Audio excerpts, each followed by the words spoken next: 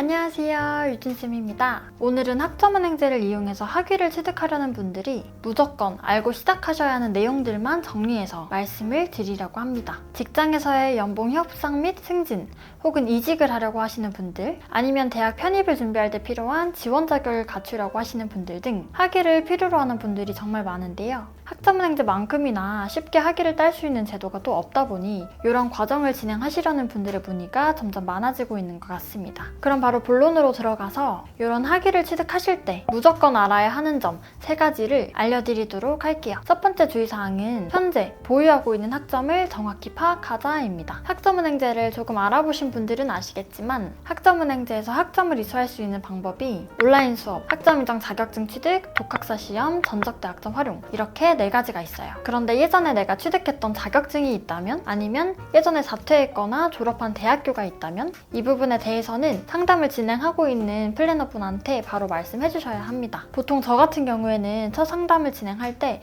최종 학력과 현재 보유하고 있는 자격증 정도는 여쭤보기 때문에 대학을 졸업했거나 가지고 있는 자격증이 이미 있는 분들은 빠짐없이 말씀을 해주고 계신데요. 그런데 만약 전에 대학을 다니다가 중퇴한 분들은 난 대학 중퇴했으니까 최종 학력 고졸이지 생각하고 저 고졸이에요 라고 말씀하시는 분들이 있어요. 만약에 중퇴를 했다면 중퇴한 대학에서 학점을 또 끌고 와서 활용할 수 있기 때문에 중퇴하신 분들은 꼭 중퇴했습니다 라고 말씀해 주셔야 합니다. 그래서 본인의 최종 학력과 혹은 가지고 있는 자격증이 있을 경우 그런 것들을 모두 말씀을 해주시면 그거에 맞춰서 학사님 개별적으로 딱 맞는 효율적인 플랜 세워드리고 있어요.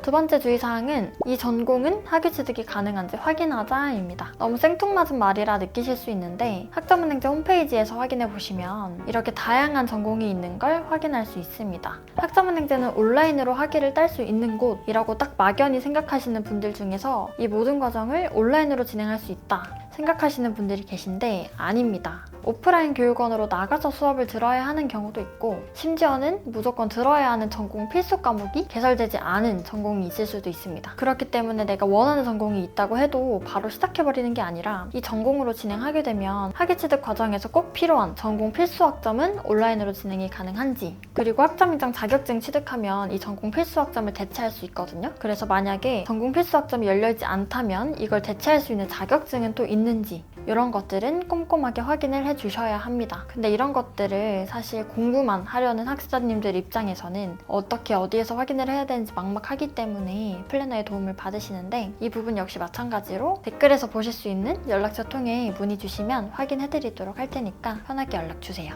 그리고 추가로 모든 과정이 온라인이어야 한다 하시는 분들이 선택할 수 있는 전공은 크게 경영학, IT 전공, 심리학, 아동학, 체육학 등이 있습니다. 세 번째 유의사항은 바로 학위 취득 과정 안에 포함시킬 수 있는 자격증의 개수를 알자인데요. 학위 취득을 할 때 나는 수업으로 한 학기만 듣고 자격증을 4개, 5개 따서 인정시켜서 학점을 좀 더 빨리 따야겠다 생각하시는 분들이 계실 수 있는데 절대 안 됩니다. 학점은행제에서는 규정이 되게 여러 가지가 있는데 그중 대표적인 게 자격증 취득 개수 제한이에요. 전문학사 과정, 즉 2년제 학위 취득 과정에서는 최대 2개까지만 인정이 가능하고요. 학사 과정, 즉 4년제 학위 취득 과정에서는 최대 3개까지 인정이 가능합니다. 그리고 일반 자격증, 즉 전공과 관련 없는 자격증은 전문학사, 학사든 최대 1개까지만 인정이 가능하니까 참고해주세요. 그래서 이 점까지 꼼꼼하게 파악 후 플랜 설계해주시고, 사실 이 외에도 연간 이수 제한, 외모 18학점, 전공 필수 학점 이수, 자격증 분류와 직무 번호 등등 정말 많은 규정들과 주의사항이 있습니다. 이 모든 걸 설명드리기에는 영상이 너무 길어질 것 같아서 조금 중요하다고 생각한 3가지에 대해서만 정리를 해드렸는데 오늘 말씀드린 이마저도 모르고 과정을 시작하시면 1년, 2년 공부했는데도 학위가 안 나오는 불상사를 맞이할 수가 있습니다. 과정을 혼자서 시작하시려는 분들, 플래너 없이 진행해보시려는 분들은 학점은행제 홈페이지에서 제도 이용 주의사항을 꼼꼼히 확인해보시는 걸 권장드려요. 그리고 나는 일하면서 병행하느라고 이런 것까지 신경 써서 준비할 시간이 없다. 혹은 나는 뭐 편입 공부, 대학원 진학 준비를 해야 돼가지고 수업 자체에만 집중을 해야 한다 하시는 분들은 플래너의 도움 받으시면 훨씬 수월하게 진행 가능하시니까요. 댓글에서 확인하실 수 있는 연락처 통해 문의 주시면 꼼꼼하게 플랜 먼저 짜드리고 과목 안내 도와드리도록 하겠습니다. 그럼 오늘 영상에서는 여기까지 말씀드리도록 할게요. 오늘도 영상 시청해주셔서 감사합니다.